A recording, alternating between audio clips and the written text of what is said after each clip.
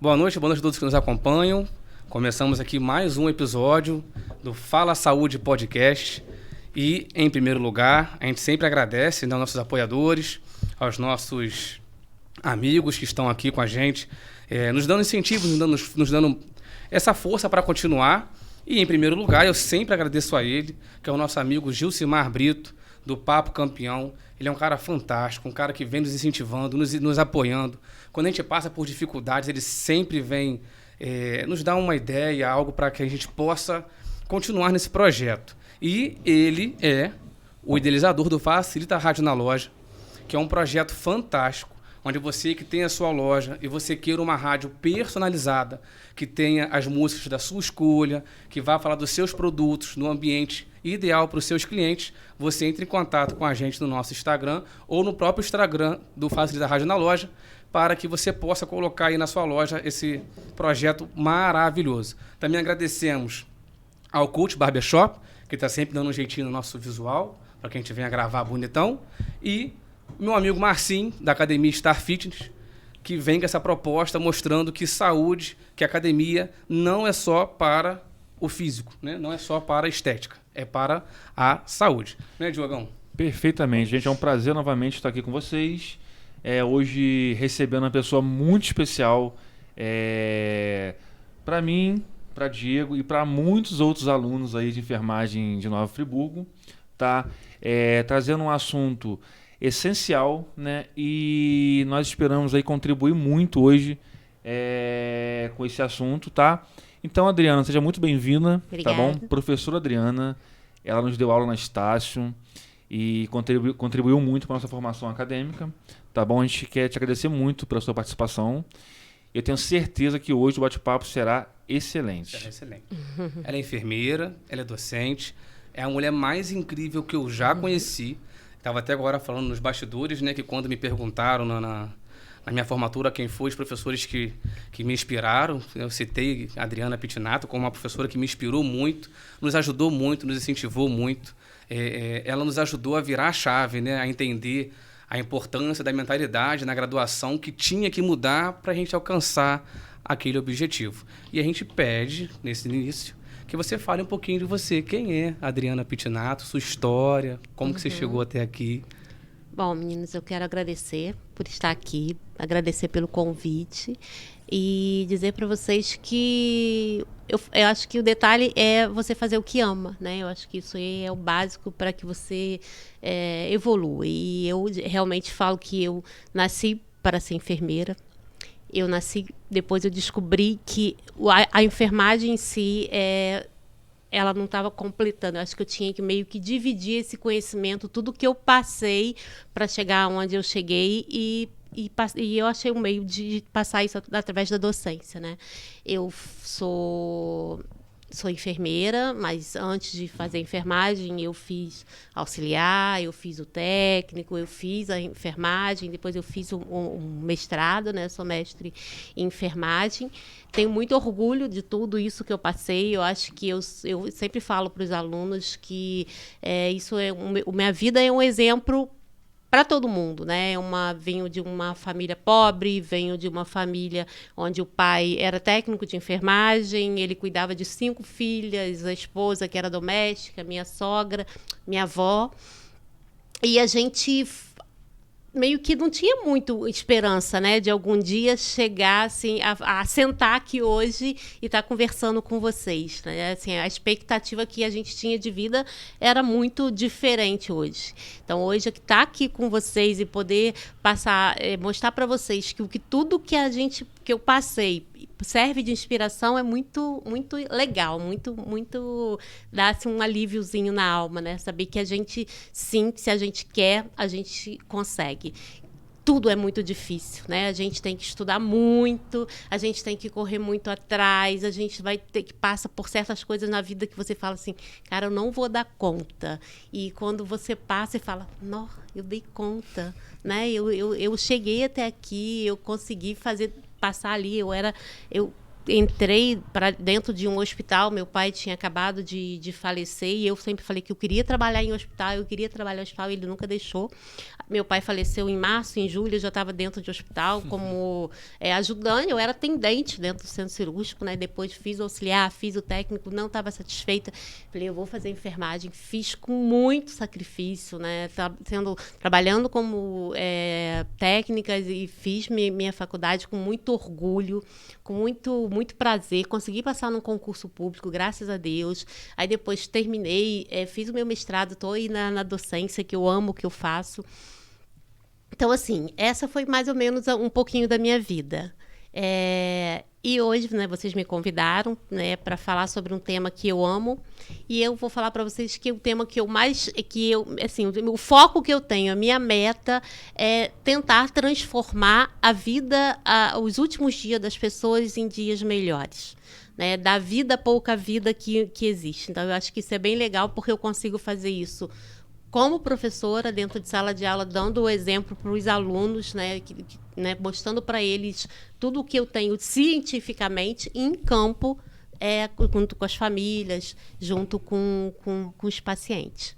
É isso. Então, eu vou falar, a gente vai conversar um pouquinho hoje sobre cuidados paliativos, né? Ainda é um tabu, nem todo mundo sabe o que é um cuidado paliativo, e a gente vai falar um pouquinho sobre isso.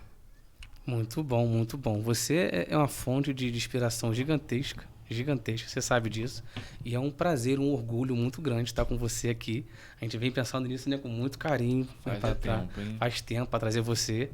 E antes da gente entrar na questão do cuidados paliativos, eu acharia muito, muito importante a gente falar sobre a questão da finitude, desse mito da morte, né? Eu estava até lendo hoje que a vida ele é muito superestimada, não que ela não tenha valor, mas na nossa atual cultura, a vida ele é muito superestimada e a morte ela é, às vezes, colocada como algo muito além do que ela é, um mito, né? Uma coisa que a gente tem que evitar a qualquer custo. E essa ideologia de evitar a morte a qualquer custo faz com que a gente não se planeje para a morte. Entendeu? Eu acho bem legal o que você falou da morte. Meio quando a gente fala isso, a gente meio que tem que estudar um pouquinho, fazer a história da morte, né? Então, como é que a morte ela veio sendo vivida durante os séculos? E a gente teve uma época que a morte ela era muito bem aceita. A gente fala que é a época da morte domada. As pessoas elas morriam em casa, junto com as famílias. Geralmente as pessoas morriam muito cedo, né? A expectativa de vida das pessoas era o quê? 30, 40 anos. Perdiam-se muitos filhos, as mães tinham, às vezes, 10 filhos, e você fala, quantos filhos você tem? Eu tive 10 gravidez e eu tenho 5 filhos, ou seja, perdia-se muito filho. E com isso, a morte era uma coisa muito próximo de todo mundo, né? Então a gente meio que acostumava a se viver com essa morte. Então a gente chama isso de morte domada nessa época. As pessoas morriam em casa, junto das famílias, bem preparado, se despediam do cachorro, se despediam da casa, do quarto. Então, assim, era uma morte, a gente tinha uma convivência com a morte muito perto, muito próxima. Depois, com o tempo, essa morte ela começou a ficar o que a gente chama de... começou a ter muito medo da morte. Então, assim, as pessoas começaram a se preocupar muito com a morte, né? Inclusive, a gente tem aí uma parte muito importante em que a religião entra muito nisso, né? Se você não fosse uma pessoa boa, se você não agisse de tal jeito, de formas, né, como toda a religião, as regras da religião, você ia para o inferno. Então, você tinha o inferno e você tinha o céu. Então, as pessoas começaram a ter muito medo da morte. Pelo pós-morte. Pelo pós-morte, né? Então, assim, existiam casos até de pessoas que antes de morrer doavam tudo para a igreja.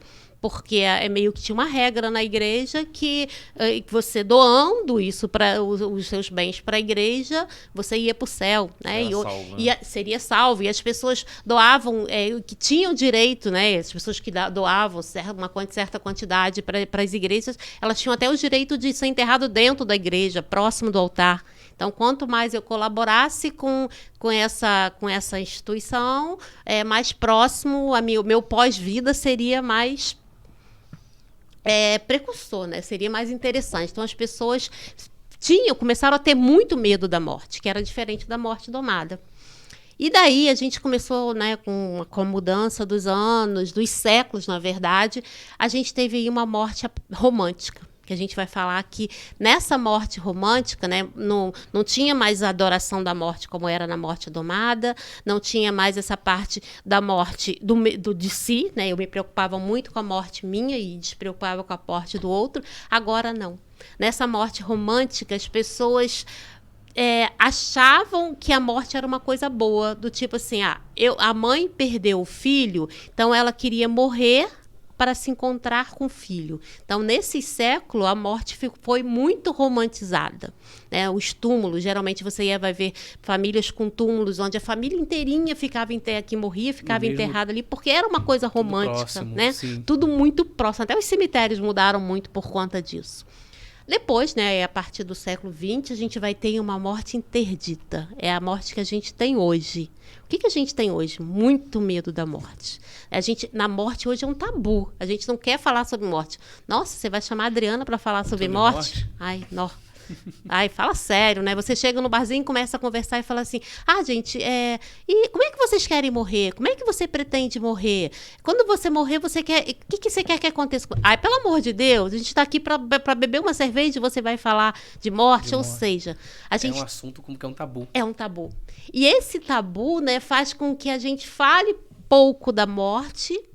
A gente não quer vivenciar a morte, ou seja, a gente está vendo todo dia, quando a gente liga a televisão ali, morreu uma criança de 4 anos, morreu uma pessoa de acidente de moto. E pra gente aquilo ali, sabe, é como se fosse uma coisa normal, porque a gente nunca acha que vai acontecer com a gente.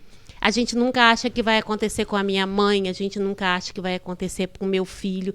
E a gente da área médica, né, a gente da área da saúde... É o mais importante ainda, porque a gente cuida de pessoas, às vezes a gente não dá valor àquele tipo de sentimento, porque a gente acha que aquilo não vai acontecer com a gente. A gente vem em uma família e fala assim, eu posso... Detalhes, né? Coisas básicas. Tem como eu falar com minha mãe? Tem como você ligar para minha mãe? Minha senhora, aqui não é permitido ligar, aqui não é permitido telefone. Eu posso entregar isso aqui, minha senhora? Então, a gente vive de regras, de leis. Né? Por exemplo, aqui, nesse hospital, existem certas coisas que não podem acontecer. E isso, quando a gente vai vivenciar isso na nossa família, é que a gente vai sentir o quanto é importante... Aquela pequena atitude que ela queria. Aquela pequena atitude. Então, assim, o que eu tenho, né, com esse tempo de vivência e desse assunto que eu gosto muito, né, que é o trabalhar com o paciente na finitude, que é o trabalhar com o paciente na morte.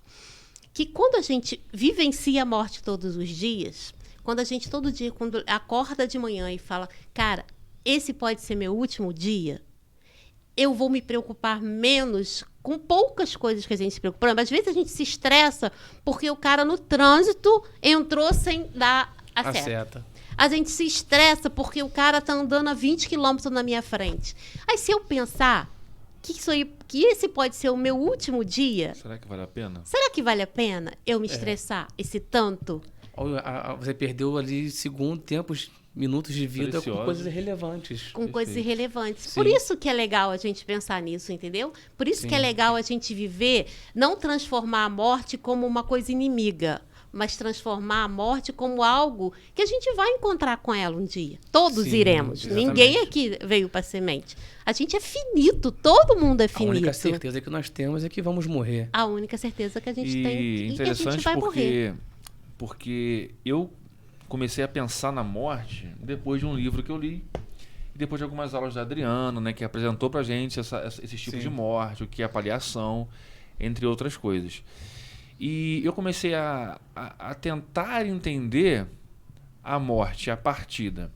Porque, vamos pensar com calma, eu trabalho, eu estudo, eu crio uma família, compro um carro, compro uma casa. Concorda? Tenho um cachorro, né? Tenho meus netos, e quando eu acho que eu vou conseguir descansar, né, aí acontece a tragédia que a pessoa, né, ou um familiar querido vai e morre.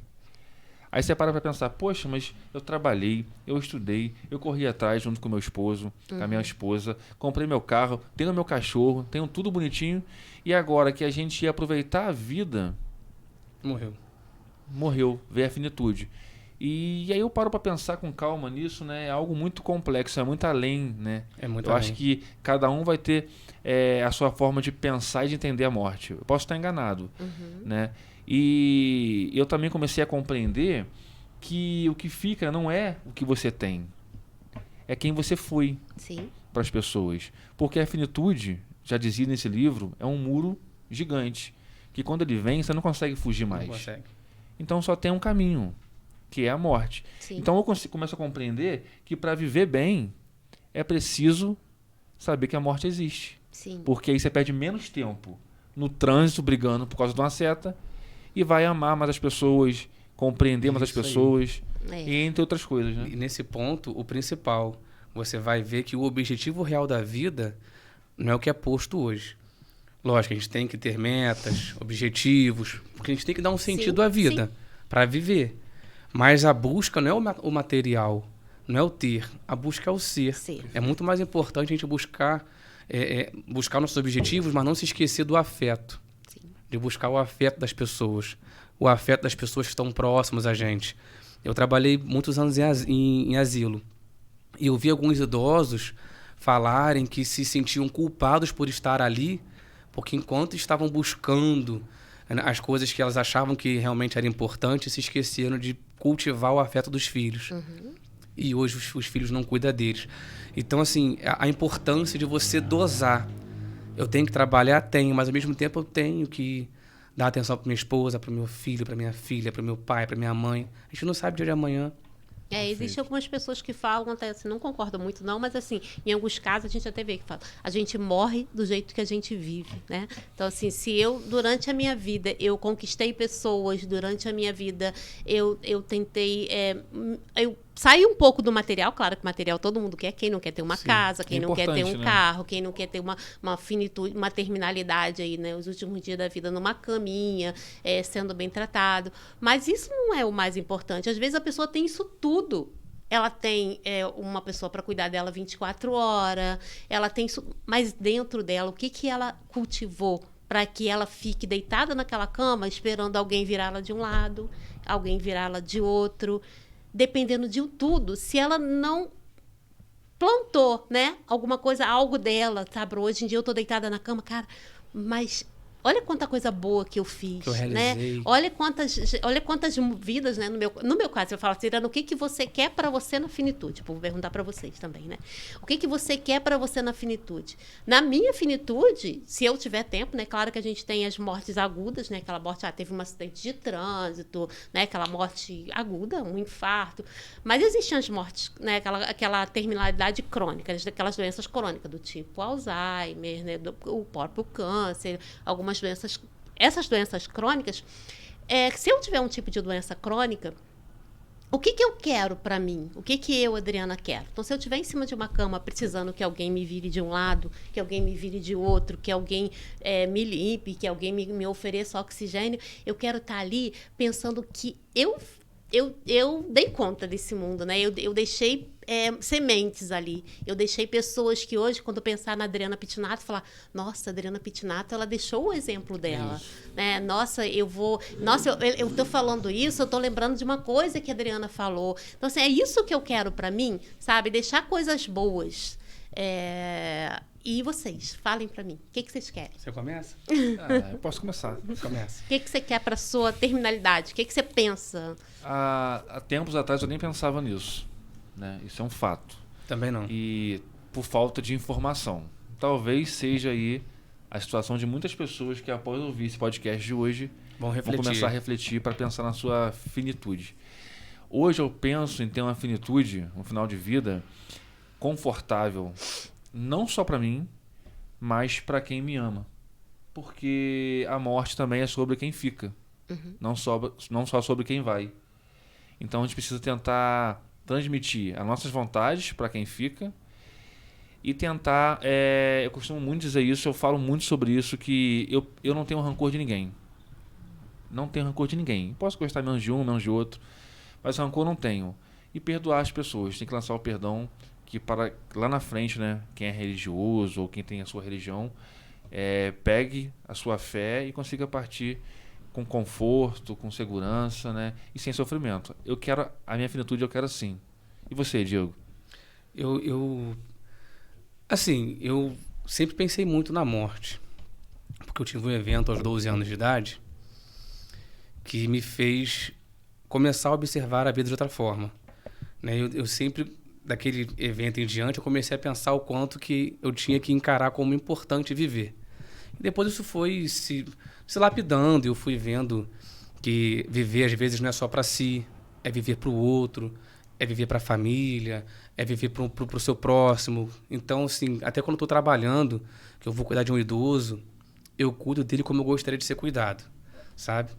E quando eu penso na minha terminalidade, que eu sei que um dia vai chegar, um dia eu vou morrer, o que eu queria deixar é um legado, sabe? Deixar um legado. Que as pessoas, quando se lembrem de mim, lembrem do trabalho que eu realizei em prol das pessoas, em prol dos objetivos, em prol de incentivar, de ser um incentivador, de ser alguém que mudou a vida das pessoas e deixar um legado para minha família, né? Para minha filha, para os meus netos. Conseguir passar para eles a importância de, não importa o objetivo que eles tenham, eles não podem deixar de se esquecer o que é família, o que é ter um ao outro. Você pode perder tudo. Perdão. Você pode perder tudo. Mas se você tiver um ao outro, você reconstrói. Sim. Você se acalenta. E a morte que eu mais desejo é acompanhado nos braços de quem eu amo. Sabe? Eu tenho pavor de pensar na ideia de morrer sozinho. Então, na época do Covid, foi a época que eu mais refleti sobre isso, quando eu vi as pessoas que estavam morrendo sozinhas, né? As pessoas que iam ser entubadas, e elas ligavam para a família já se despedindo, sabendo que poderia não voltar, e a maioria realmente não voltava. E são coisas que a gente realmente só pensa às vezes na hora. Então, qual é o que eu priorizo hoje? Eu nunca deixo um abraço para depois, um beijo para depois. Eu posso estar chateado o que for, que eu tento me acalmar, vou lá, eu abraço, eu beijo, eu peço desculpa, eu converso, porque pode não ter o depois. E eu sei que pode não ter o depois, porque eu não tive o depois com meu pai. Eu fiquei 7 anos sem falar com meu pai. Quando eu pensei em falar com meu pai, ele faleceu. E agora? Como é que eu falo com meu pai? Só na outra vida, né? Então... só puxando um pouquinho que vocês falaram, né? A gente vai falar um pouquinho, né, sobre cuidados paliativos, que eu vou comentar um pouquinho para vocês o que são os cuidados paliativos, né? A filosofia dos cuidados paliativos. E existe uma coisa chamada diretiva antecipada dos cuidados paliativos. E é bem legal. A diretiva antecipada, a gente tem acesso a determinados...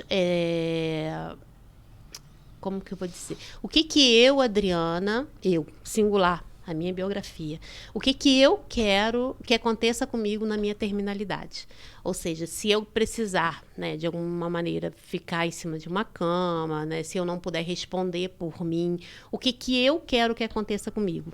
Isso é bem legal, né? Em países que trabalham, né, que já estão bem avançados relacionado a esse termo de morte, de terminalidade, as pessoas fazem a diretiva antecipada. Ou seja, eu, Adriana, quero, quando você falou de não morrer sozinho, eu, Adriana, quero, se eu tiver que ficar em cima de uma cama, eu quero ter comigo o meu cachorro, eu quero ter comigo pessoas que eu gosto, eu quero me alimentar com determinadas coisas que eu gosto, eu quero passear, né? Por exemplo, existem pessoas que ficam acamadas ou que elas ficam com demências e você coloca no carro e vai passear com ela, né? Então, assim, isso são coisas diretivas que eu vou deixar.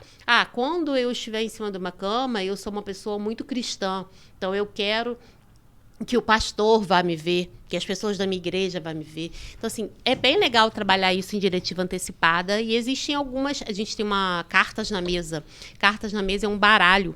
E esse baralho, existem ali vários exemplos do que eu quero para minha finitude e a gente vai escolhendo ali o que eu quero. É bem legal fazer diretiva antecipada quando o paciente ele já tem noção de que ele vai morrer. Do que ele vai morrer e o que ele quer. Ele já sabe e você consegue oferecer isso para ele. É muito legal. Fantástico. Sabe? Você sabe.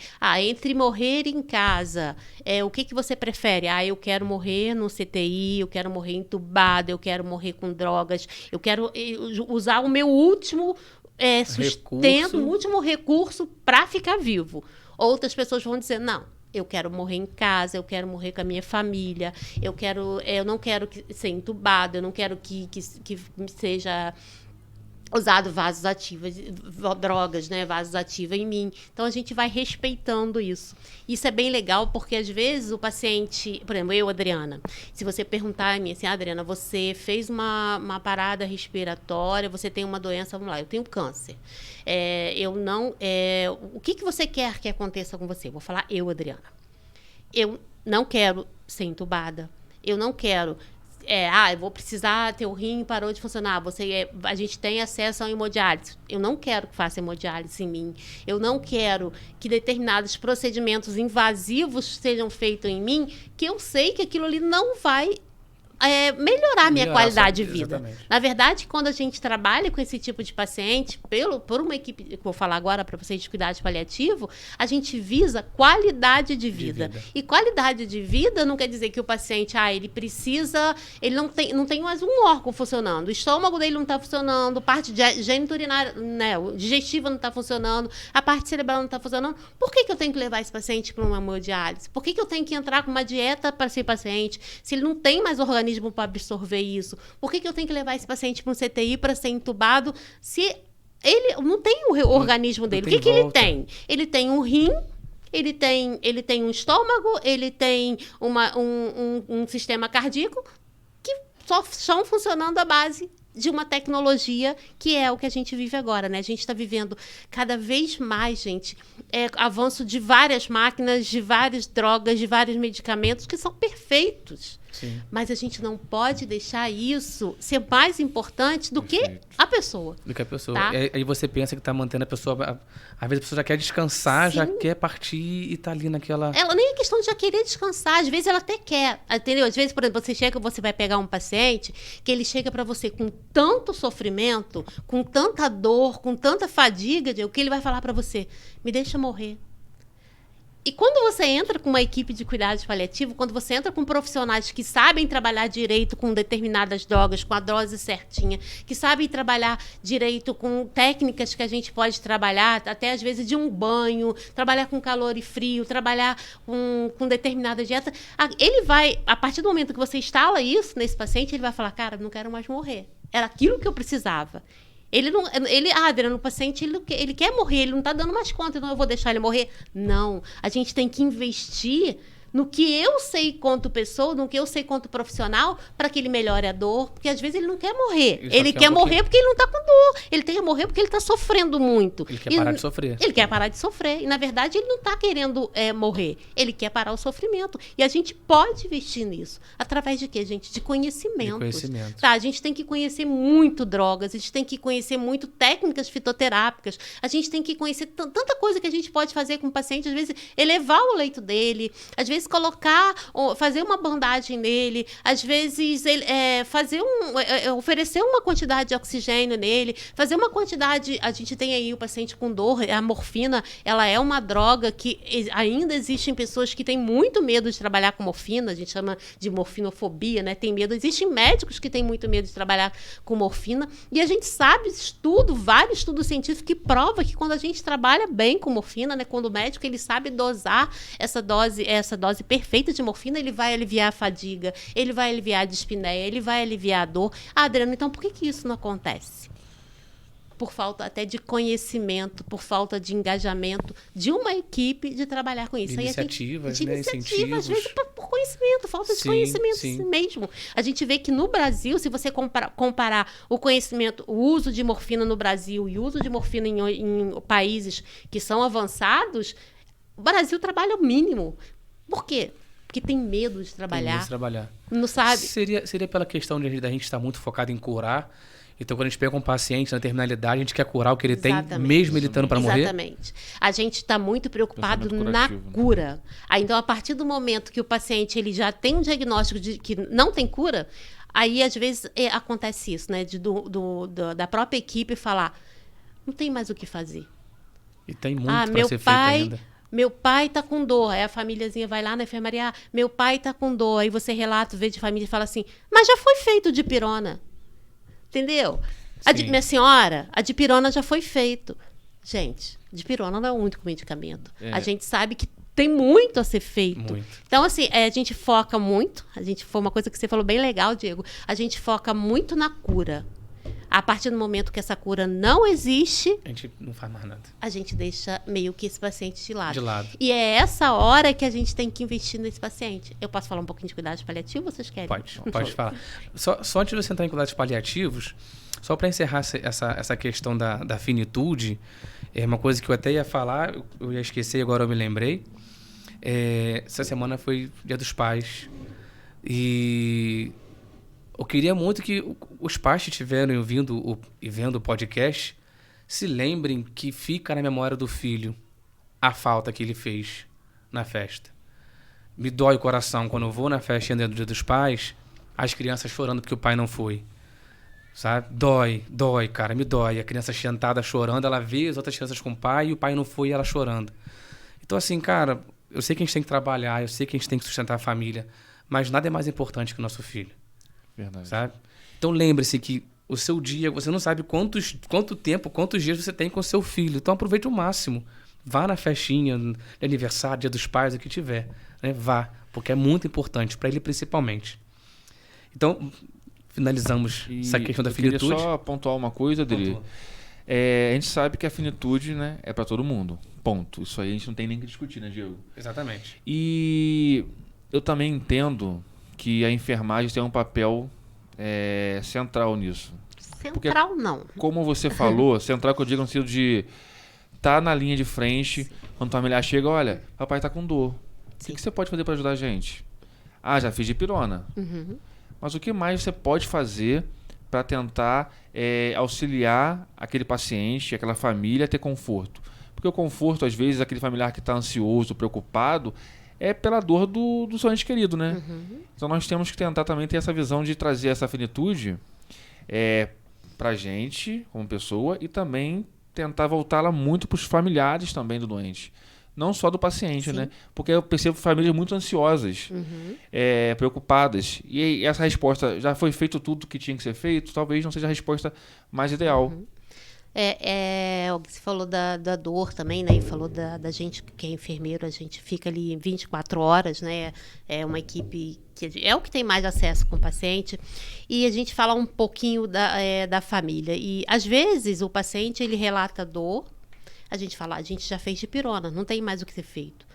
A dor, ela é muito subjetiva. O que é dor para mim é diferente do que é dor para Diego, né? É diferente do que é dor para você. A dor é muito subjetiva. Então, às vezes, o paciente ele está relatando dor, mas a dor dele não é uma dor física. Quando a gente fala de dor, a gente fala que existe uma coisa chamada dor total. O que é dor total? Quando eu vou cuidar de um paciente, eu tenho que pensar que esse paciente ele pode ter uma dor física, que é a que faz mais barulho, né? É a dor que a gente mais incomoda. Mas a gente tem uma dor emocional, a gente tem uma dor espiritual, a gente tem uma dor social, a gente tem uma dor psicológica. E às vezes, eu já fiz a dipirona, a gente acha que já vai resolver o problema dele. E na verdade ele não precisa. A dor que ele está sentindo não é a dipirona que resolveria, não é a morfina que resolveria, né, em alguns casos. Às vezes a dor que ele está sentindo vai sanar se a gente pedir algum familiar para ficar com ele, se a gente deixar esse paciente, tentar distrair esse paciente, às vezes colocar, vamos lá, seu José, que música que você gosta? Eu sou católico, adoro o Padre Fábio de Mello. Então, vamos colocar uma música de Padre Fábio de Mello? Você vê que essa ação que a gente fez aí, de tentar mudar essa dor, né, que a princípio a gente achava que era uma dor física, diminuiu através da liberação dessa música para ele, que acaba confortando, ele distrai da dor. Então, a gente tem muita coisa para fazer. Nem tudo é remédio, né? Nem tudo é remédio. Então, já que nem tudo é remédio, e nem tudo é só curativo, quando a pessoa fala... O profissional fala, já fizemos tudo, não tem mais jeito. Aí entram os cuidados paliativos. E eu queria que você explicasse pra gente o que é os cuidados paliativos. Vou falar um cadinho de cuidados paliativos. Meu sonho de consumo é que os cuidados paliativos ele já vem crescendo muito no Brasil. Graças a Deus ele vem. A gente tem várias leis, várias resoluções. para que os cuidados, que existe já, né, os cuidados paliativos, e como tem a filosofia dos cuidados paliativos, o que são cuidados paliativos? Quando eu falo para algumas pessoas, falo assim, o seu pai, ele foi entregue aos cuidados paliativos. Existem famílias que desesperam. Por quê? O médico chega, vamos dar um exemplo, a gente tem uma pessoa que tem uma alteração cardíaca importante, uma senhora de 80 anos tem uma alteração cardíaca importante, aí o médico chega para a família e fala assim, desse jeito, você tem duas opções, ou leva ela para uma cirurgia, que é uma coisa muito arriscada, que 80% dos pacientes que vão para essa cirurgia vão a óbito, ou você tem a opção de encaminhar para um cuidados paliativos. Se eu não explico para a família o que é uma equipe de cuidados paliativos, o que a família entende? Que ela vai morrer. Que ela vai morrer e não tem mais nada para fazer. Perfeito. Então ele chega em casa e fala para os irmãos, para gente, papai não tem mais jeito, vamos nos preparar que ele vai morrer. E é essa hora, gente, quando a gente fala que vai ser encaminhado para os cuidados paliativos, que é a hora mais legal, que é a hora mais linda. Por quê? O que significa pallium? Vocês imaginam o que significa pallium? Quando eu falo para vocês assim, pallium. O que é pallium? Eu já li sobre isso, mas eu não me recordo pontualmente. Mas envolve cuidados? Pallium, né, lá no latim, significa cuidado, proteção. Então, o pallium, né, na Igreja Católica até hoje ainda é utilizado aquele manto, né, que os padres, que os bispos usam.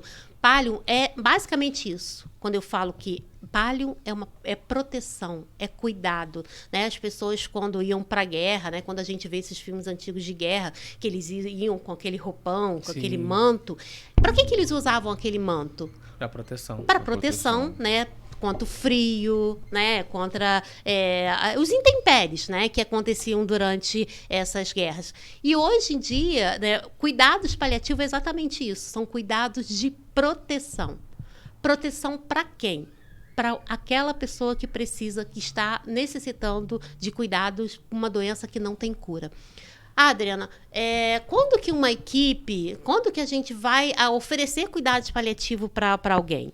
No passado, pensava assim, a pessoa ela vai ser encaminhada a cuidados paliativos quando já está chegando a morte. Vamos lá, ele já não tem mais nada o que fazer, ele vai ser encaminhado para cuidados paliativos. Ele vai para a ala de cuidados paliativos.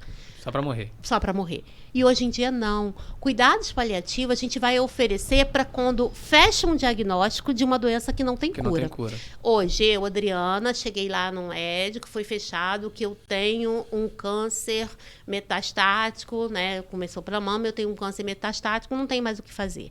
Aí eu vou ser encaminhada agora, eu vou ser encaminhada para uma equipe de cuidados paliativos.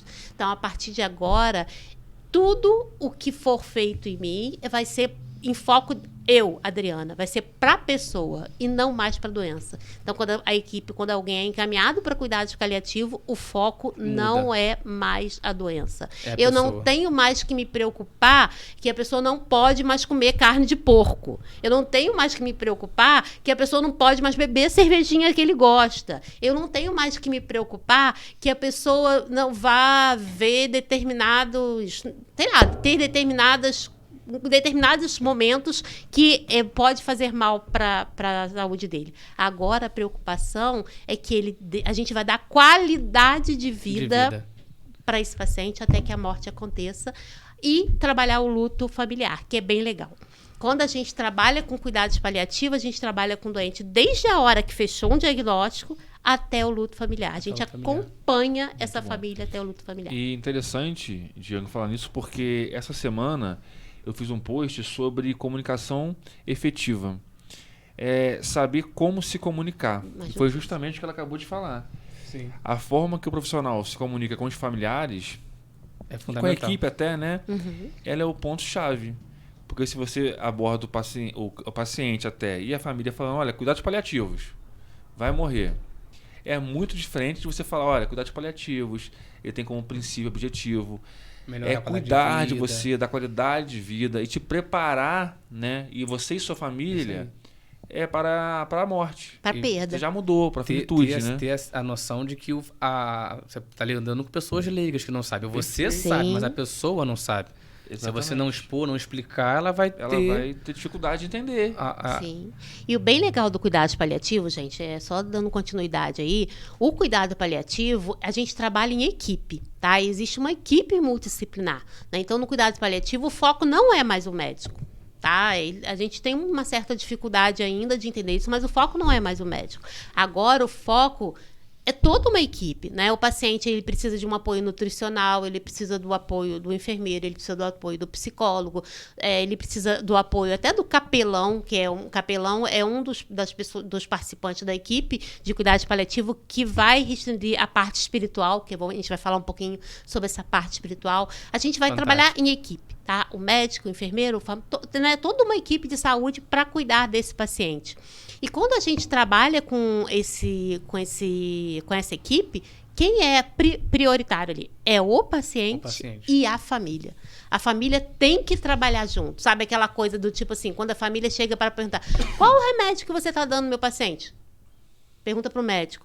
Não sei. Isso não existe em cuidado paliativo. A família está o tempo todo interagindo do que pode acontecer, do que eu vou fazer se acontecer isso, de como pode evoluir. A família vai ter... É bem legal, tá? A família, no final, a família já sabe tudo. Você chega lá para conversar, para ver se o paciente está em casa. Olha, ontem ele fez isso, ele começou a desaturar e a gente colocou fez 2 litros de oxigênio. Ontem ele começou, a barriga dele ficou muito distendida e a gente fez o Luftal SOS nele. Então, a família já fica preparada para isso, até porque a gente não tem braços para cuidar, né? 24 horas, ninguém não tem uma equipe preparada para isso. Então, o cuidado paliativo é isso. A gente vai cuidar, o foco é o paciente junto com a família e com a equipe. E falando rapidamente aqui, quando você falou de morte, de luto, quando a gente assume esse paciente em cuidados paliativos, a gente já vai preparando o paciente e a gente já vai preparando a família para a perda.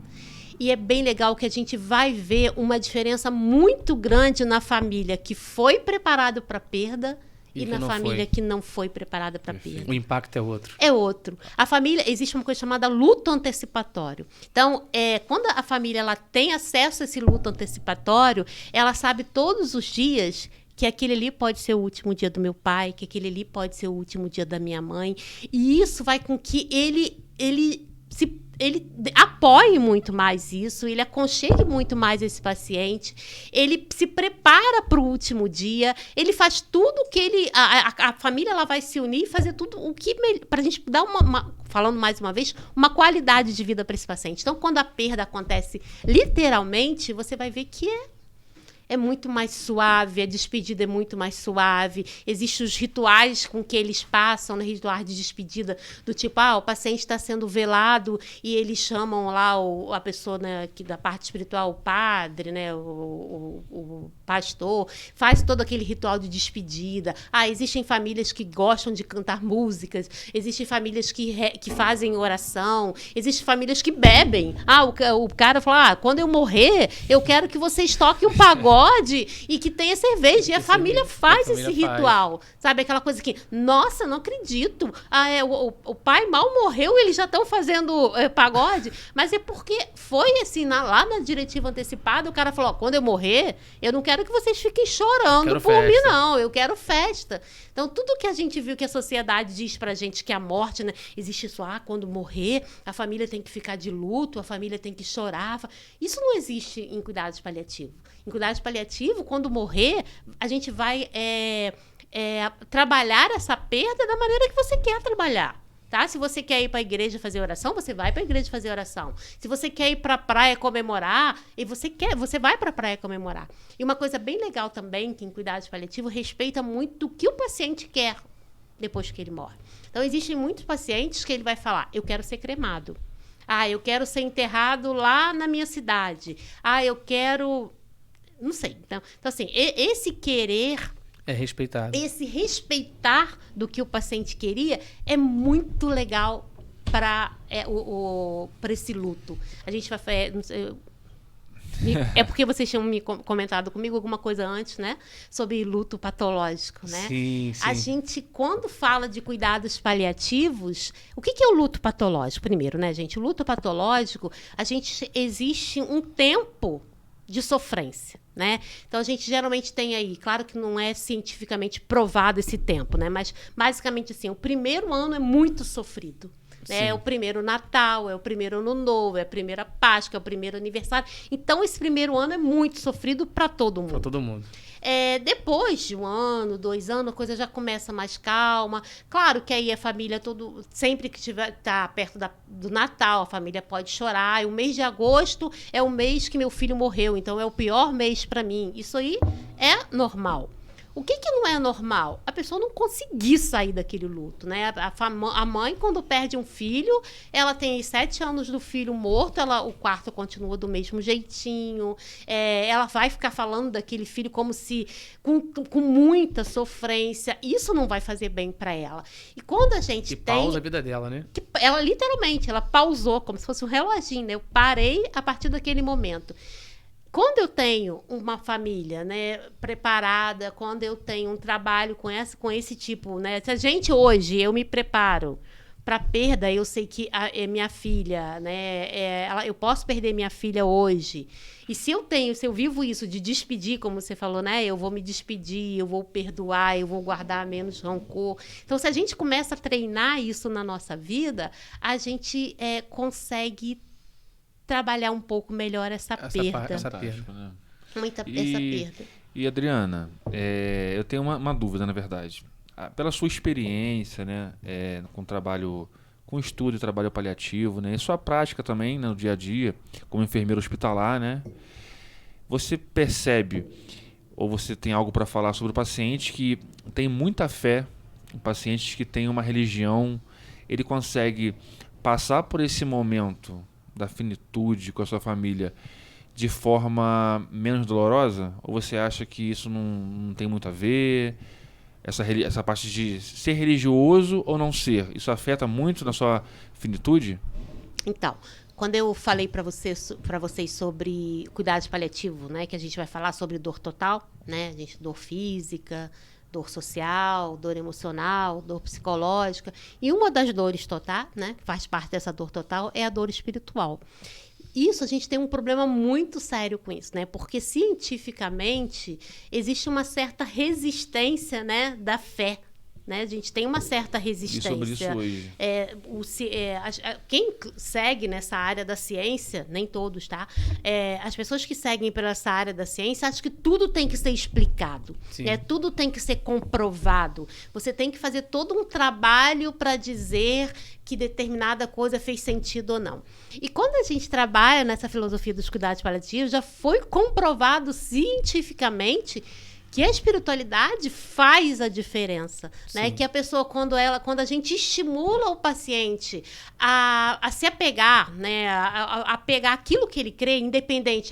Eu creio em Deus. Eu sou católica ali de rezar o terço todo dia. 6 horas da tarde eu assisto a missa. Eu fico o dia inteiro ouvindo a canção nova. A gente já reparou que esse tipo de paciente é um paciente que dá menos trabalho, assim, eles reagem de uma maneira mais clamorosa à morte do que esse paciente não. Vamos lá, a gente tem aí casos de pacientes espíritas, né? Aí você vai e fala com o cara lá do centro onde ele participa, estimula esse vínculo com ele, você vai ver que tem uma diferença muito grande.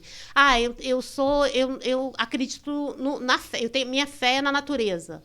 Eu não acredito em Deus, eu me apego muito na natureza. É bem legal isso também, né? As pessoas têm muita fé no que a natureza proporciona, então estimula isso nele. Ou seja, foi comprovado que a espiritualidade faz muita diferença. E a gente tem que respeitar a espiritualidade do paciente, no que ele crê, tá? Seu José... em que o senhor acredita?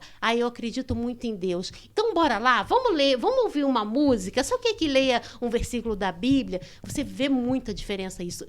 Tanto na prática, já vi muito isso e vejo até hoje, e cientificamente. provado, tá, gente? A espiritualidade faz a diferença na finitude e na mortalidade. Tem alguns estudos de neurociência, por imagem, que mostra que a pessoa, quando ela está no momento de fé, tem ativações do cérebro.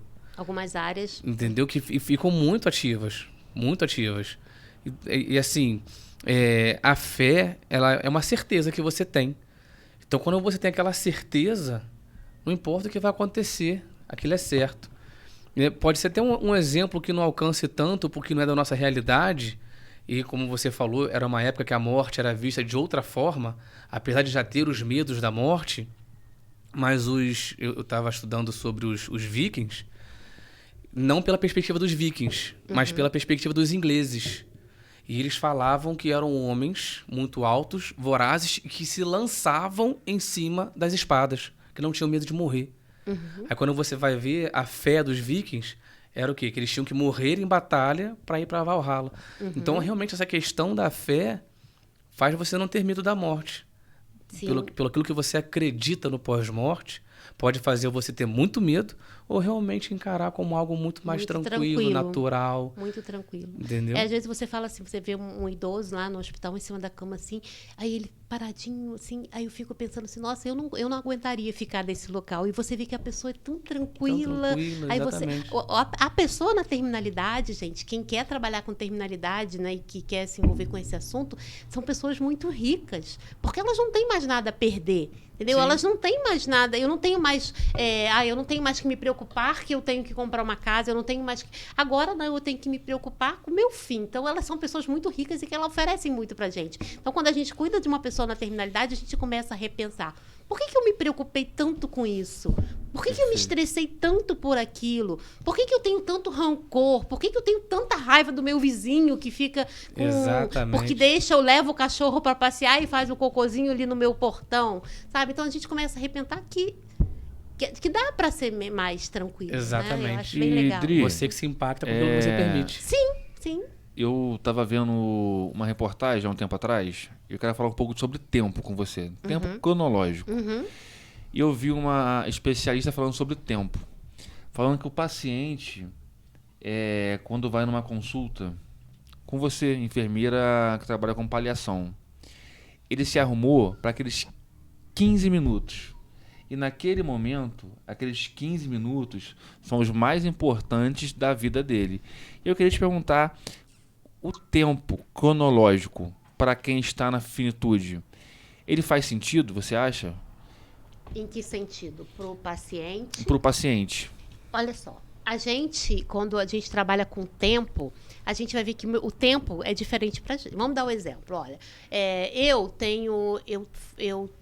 falta um mês para eu tirar férias.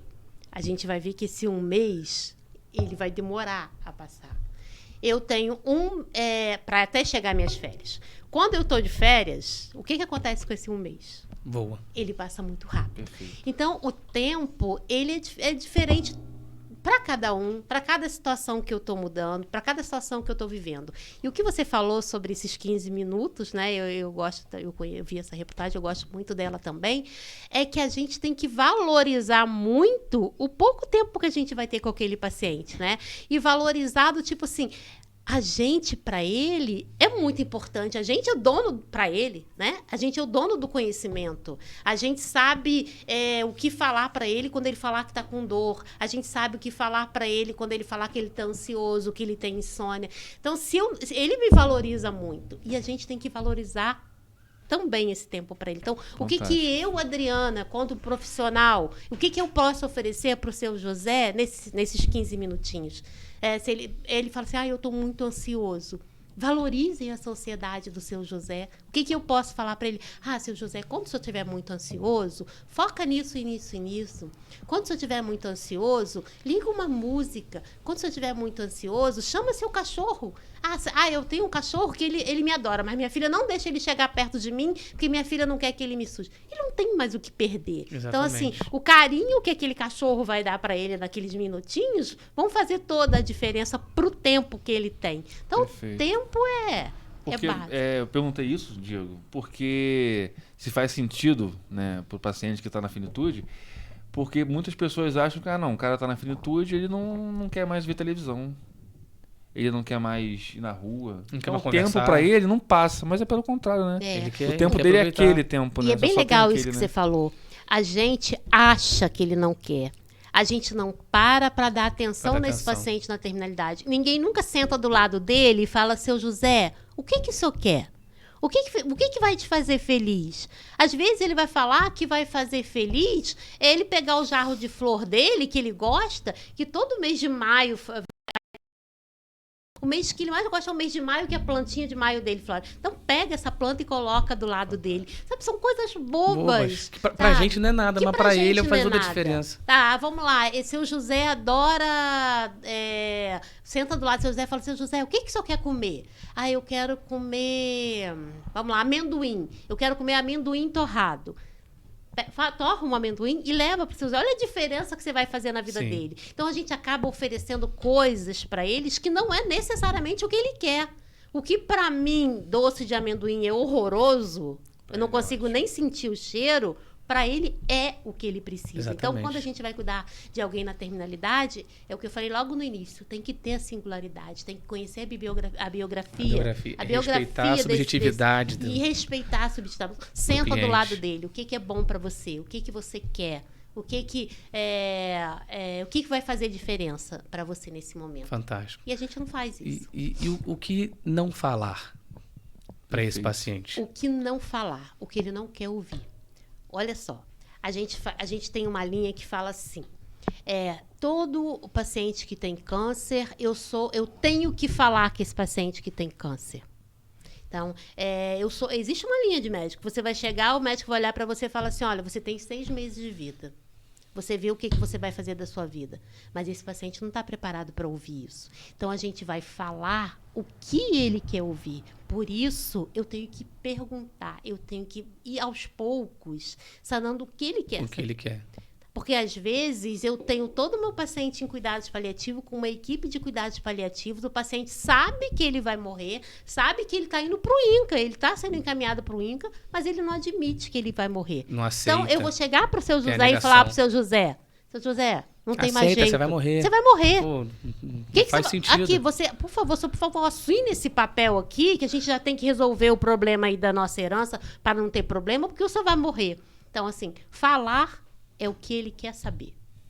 E ele vai falar, e você sente o que ele quer saber, o que ele não quer. A gente Fantástico. sente. Quando a gente está na Sim. terminalidade, a gente está com o paciente na A terminalidade, gente consegue perceber. a gente tem sensibilidade de saber o que ele quer e o que ele não quer ouvir. Eu tenho mais uma pergunta.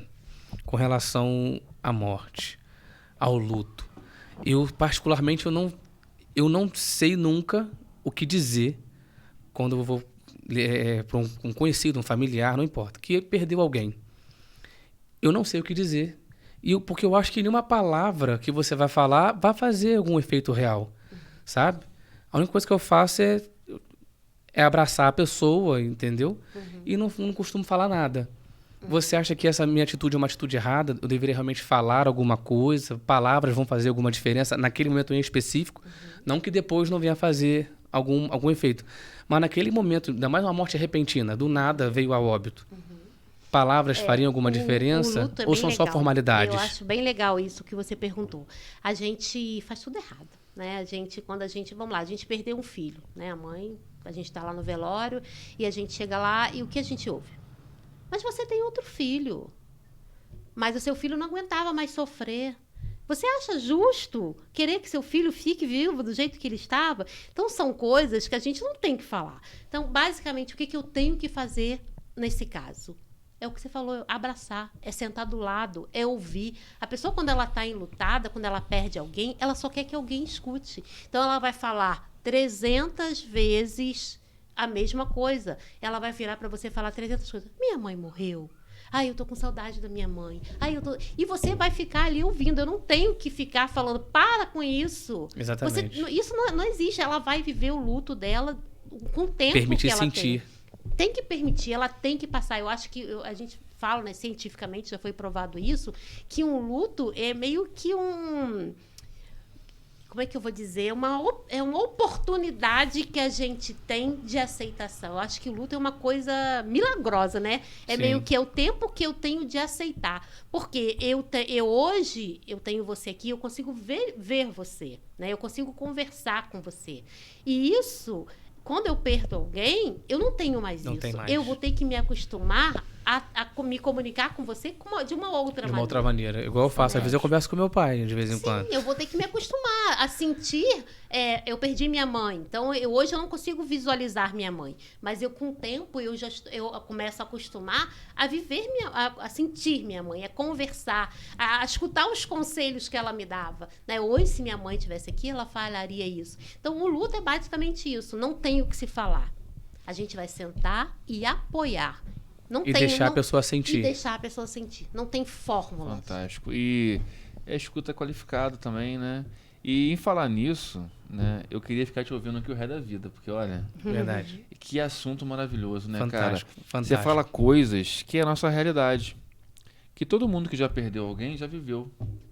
Tudo que foi falado aqui hoje, aqui dentro, né, desse podcast, são coisas reais. A morte é real, a vida é real, né, Diego? Sim. E eu já vivi isso, Eu já você vivi. também, e Todos você já também. viveram. Então, assim, quando você fala de coisas que são reais, né, que acontecem em todo momento, e que talvez, se a gente soubesse um pouquinho do que a gente sabe agora, eu lidaria melhor. Você também, e você também, todo mundo, né? Então, assim, cara, esse bate-papo pra mim tá sendo espetacular, porque ele traz pra mim coisas reais, que acontecem o tempo todo. Coisas reais na vida pessoal e na nossa linha de frente. Sim. Lá, como enfermeiros, E que a gente procura, professores, às vezes, não enfermeiros. olhar, né? A Não gente olhar. procura não olhar como se fosse um assunto velado. Sei lá. Igual, por exemplo, eu falei no meu TCC sobre suicídio na profissão, na enfermagem. E é um assunto muito difícil de você encontrar, sabe? Não só na parte da enfermagem, na parte da medicina, dos médicos também tem um alto índice de suicídio. E parece que é um assunto velado, parece que falar de morte, ainda mais se for uma morte auto-infligida, é um tabu, você não pode, como se você não pudesse falar. E, Porque se eu falo, eu vou lembrar que eu sou finito, então eu prefiro não falar. pô, fantástico. Né? Eu prefiro não falar. Eu, quanto enfermeiro dentro de um hospital, se eu começo a focar muito na morte do paciente, na sofrência do paciente, eu vou lembrar que eu tenho alguém que eu posso perder, que poderia estar ali. Então, a gente acaba meio que transformando aquele ser em um objeto. Fica mais fácil de lidar. Fica mais fácil. A gente maqueia. Eu me afasto. Pra Eu tampar a transformo realidade. esse paciente em um leito, né? Em um quarto, que fica mais fácil. Vou fazer o curativo no quarto 7, vou fazer o curativo no leito 101. Ou transforma na patologia, né? Ou transforma eu na vou patologia. no paciente aquele paciente do câncer, aquele paciente da amputação, porque daí paciente do dedo a gente diabético. não se envolve emocionalmente. E o contrário, se eu me envolver, se eu me apegasse a isso, se eu puder oferecer dias de vidas melhores para esse paciente, nossa, eu quanto profissional, eu vou ser uma pessoa, a síndrome de Burnout, a gente não vai conseguir. Você vai valorizar a vida de uma outra forma. Adri, você acha que o profissional de saúde, ele tenta se blindar de alguma forma para não tentar... São mecanismos de defesa. Sim. São um mecanismo de defesa que a gente faz, né? De afastar esse paciente, tentar não se apegar. É a melhor forma de lidar com isso? Não é a melhor forma, porque é ruim para o paciente. É ruim para o paciente e você acaba... Desculpa até te interromper. Não, isso mesmo. Além de você não dedicar o que você dedicaria ao paciente, você vai acumulando aquilo no seu inconsciente. E uma hora estoura. Entendeu? Aí vem a burnout, Você vai empurrando aquele sentir para debaixo do tapete e chega uma hora que você não aguenta, você estoura, você não dá conta. Aí você acha que foi um motivinho bobo que fez você adoecer emocionalmente. Não foi. Foi anos e anos que você tem feito essa negação. Sim. Essa relutância. Entendeu? E até você entender, né? Exatamente. Foi isso que te levou onde você está, né? Por isso que eu sou uma pessoa que eu incentivo a pessoa a sentir. Você não pode se afundar no que você está sentindo. Mas sentir, igual, por exemplo, a pessoa começa a chorar. A primeira coisa quem está perto fala: não chora não. Eu falo: chora sim. Chora sim, tem que chorar. Por que você não vai chorar? É um sentimento. Se dá vontade de sorrir, você não sorri? Ninguém fala: não sorria não. Você não pode o quê? É se afundar naquilo. É só chorar. É lembrar que eu posso chorar, mas eu também posso sorrir, eu devo sorrir. Eu aprendi o tudo bem. Quero chorar, tudo bem, chore. Isso aí. Quero ficar nervoso, tudo bem, cara, fica nervoso. Quero quebrar 5 pratos, cara, tudo bem. Quebra 5 pratos, depois você melhora. Eu acho que é isso, né? Também se oportunizar também, né? Eu acho que uma coisa bem interessante que vocês falaram agora me veio à mente, que é bem legal, que eu acho que todo mundo da área, acho que em geral, população em geral, mas que a área da saúde, a gente tinha que fazer uma terapia, sabe? Sim. Porque a gente tem que aprender a trabalhar com as nossas emoções. Então, o terapeuta nessa hora, ele vai... Ele é importantíssimo. Né? Porque às vezes eu tô mal, tudo acabou para mim, eu me acho um fracasso, e na verdade eu tô passando por uma pressão psicológica até por conta disso tudo aí, né? Eu acho que isso aí é bem legal. E uma coisa que eu acho bem interessante também, que eu vivo, é o apoio familiar, é o apoio de amigos. Eu acho que a gente, quanto pessoa, como ser humano, a gente não nasceu para morrer, para viver sozinho. Então, essa coisa assim, de você ter alguém para apoiar, pô, Diego, hoje eu não tô muito bem, pô, Diego, hoje eu não tô legal. De ter alguém para te apoiar, para te colocar na rede, da família. É fundamental. É fundamental. Então, você manter uma equipe unida, manter uma equipe apoiada nisso, faz a diferença. É fundamental. É por isso que eu sempre falo, eu tenho muitas pessoas que... Eu tô até fazendo psicoterapia, né? Eu tô fazendo pós em psicoterapia, porque eu gosto muito dessa parte de mostrar para as pessoas a importância dela, de como ela vê as coisas. A maioria das pessoas falam assim, não, eu detesto pedir ajuda. Por quê? Nós somos uma espécie que a gente evolui e vive muito melhor quando a gente vive em cooperação. Pedir ajuda não é feio. Peça ajuda, seja emocional, seja material, seja física, seja para fazer uma mudança. Peça ajuda. O que tem matado a sociedade, principalmente na questão emocional, é esse orgulho de achar que não tem que pedir ajuda. Individualismo, né? Exatamente. Acha que é só competição. Não, nós vivemos para cooperar. Então peça ajuda. Pô, me ajuda. Me ensina. Me leva. Sabe? Olha, eu não estou aguentando. Me ajuda. Vou surtar. Me ajuda. Entendeu? E antes de encerrar, porque o tempo voa, né? O tempo Olha voa. só, a gente começou o podcast, o tempo passou. Voou. E tem muito assunto ainda, né? E foi antes maravilhoso. De finalizar, eu queria te perguntar 2 coisas. Pra gente finalizar. O que é vida pra você? O que é viver? O que é vida? E pra você, o que é morte? Na sua perspectiva, como mãe, como enfermeira, professora, como ser humano, né? Nos brinde aí com essa... Fantástico. Com essa sua... Gente, vou falar desde o Sua início, né? Que eu comecei falando um pouquinho da minha vida. O que é viver para mim? O que eu tento deixar como você falou aí do legado? O que me faz bem? Primeiro, eu tento viver da maneira que me faz bem. Eu tento viver com as pessoas que eu gosto, eu tento me aproximar das pessoas que eu gosto. Eu sou uma pessoa que tem muita fé, né? Eu não tinha falado isso aqui até ainda, né? Mas eu sou uma pessoa que tem muita fé, eu tenho muito... Eu acho que eu preciso disso, eu preciso de algo superior que me rege. Então, eu tento ser uma pessoa muito feliz, eu adoro rir, eu adoro brincar, eu adoro chorar também, né, gente? A gente sabe que eu choro bastante, eu sou uma pessoa bem sensitiva, eu choro muito, eu morro de... Então, eu gosto disso, acho que vida pra mim é isso. Tá? Quando eu tenho que ficar presa no lugar... Na época da Covid eu sofri muito, né? Que a gente teve que ficar fechadinho ali dentro de casa, isolado. Então, eu gosto disso, né? Eu gosto de estar aqui hoje conversando com vocês e ver o rostinho, sabe? De fazer o bem para as pessoas. Eu falo, quando eu faço o bem, quem sai privilegiado sou eu. E quanto à morte? Eu vou falar hoje, tá? Porque a gente sabe que muda muito. Eu não tenho medo da morte. Eu tenho medo de sofrer. Isso eu tenho muita preocupação. Porque a gente convive dentro de um hospital e a gente sabe o quanto as pessoas sofrem. Que não teriam necessidade, tá? Se a gente estivesse com pessoas como a gente, né, que está preocupado de oferecer qualidade de vida para as pessoas, isso, né, não teria tanto sofrimento. Então, esse é o meu medo, sabe? De precisar ficar sozinho no lugar, de sofrer, de sentir dor sem necessidade, de sentir fadiga sem necessidade. Isso é meu medo da morte. Mas da morte em si, eu acho até que ela eu tenho, assim, uma certa facilidade de trabalhar com ela. Eu acho que a gente vai se dar muito bem. Fantástico, fantástico. Para encerrar, Adri, eu queria agradecer demais a sua participação. Dizer que nós te amamos muito. Tá? Você é uma professora muito querida. Você é uma pessoa fantástica, muito admirada. E, com certeza, um exemplo que a gente sempre quer seguir. Tá? Sempre, sempre, sempre, sempre. Agradeço demais, demais, demais. E eu espero que a gente tenha a oportunidade de trabalhar juntos, porque essa parte dos cuidados paliativos é uma parte que me interessa muito. principalmente pela forma como a mente se comporta nessa parte final. Tá? Então a gente agradece muito sua participação, tá bom? E eu quero agradecer, né, por estar aqui hoje. E elogiar também, né? Eu sempre falo, quando a gente pegou vocês lá no início da faculdade, eu sempre falo para vocês, quero ter muito orgulho de vocês, não é isso? Verdade. Quero ter muito orgulho de vocês. E hoje eu tô aqui, ó, com muito orgulho de ver vocês dois batalhadores que estão correndo atrás e que estão fazendo a diferença no nosso mundinho. E é isso, gente, façam a diferença na vida das pessoas. Se a gente escolheu essa carreira, se a gente escolheu essa área da saúde, a gente tem a vida na mão, né? A gente tem a vida e a morte. Então, o que eu posso fazer, igual o banco, né? O que eu posso fazer por você hoje? Então, o que a gente pode fazer pelas pessoas hoje?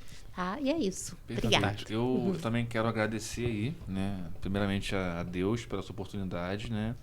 E a você, porque você sempre foi um exemplo pra gente. Exemplo de superação, né? Exemplo de conquistas, né? Porque lá na sua época não tinha nem faculdade aqui em Friburgo, você ia para outro município, né? Para poder fazer seu ensino superior. E para quem não sabe, a Adriana vem de uma família de enfermeiros, né? São quantos enfermeiros? 5 irmãs, 4 são enfermeiros, 2 sobrinhos. Então, meu pai era técnico de enfermagem. Uma família que respeita muito a enfermagem, né? E respeita muito quem trabalha com enfermagem também.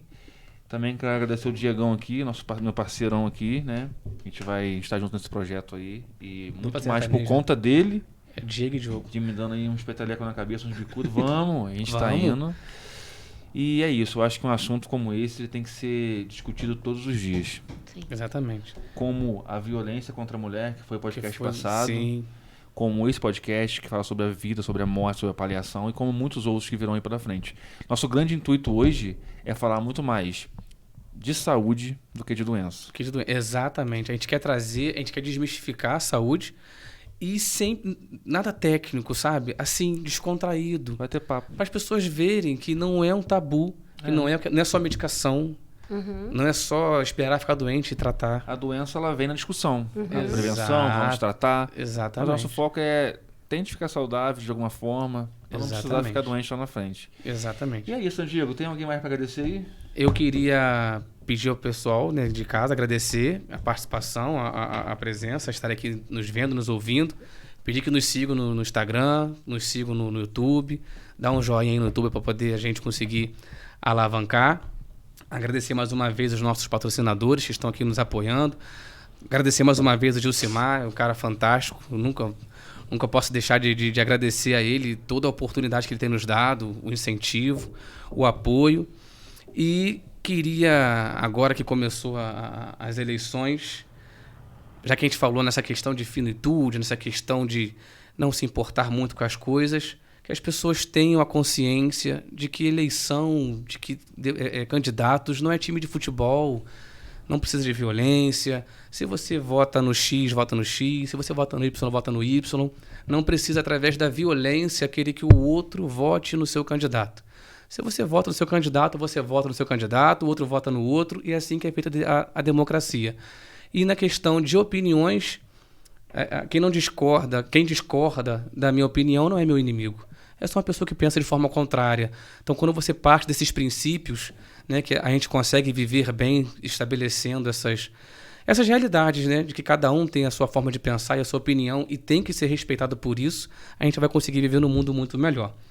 Então, já até agradeço, né, a oportunidade de estar aqui fazendo esse podcast. Agradeço a Deus, meus irmãos que me apoiam muito, e a vocês que estão aí nos incentivando. Continuem mandando para a gente as mensagens, os feedbacks positivos, sugestões, né? Quem quiser também, tá errado nisso, seu nariz é grande, pode falar, eu estou aqui para escutar. E também sugestões, traz o tema tal, me interessa pelo tema tal, que a gente vai trazendo. E já que eu falei de eleição, eu não tenho vergonha de dizer, eu gostaria de declarar meu apoio à deputada Daniela do Vaguinho e ao deputado Canela, que são duas pessoas que eu acho maravilhosas, e eu espero que vençam também nessa eleição, e cada um com o seu candidato. Você vote em quem você quiser. É isso, gente. Até a próxima. Beijo.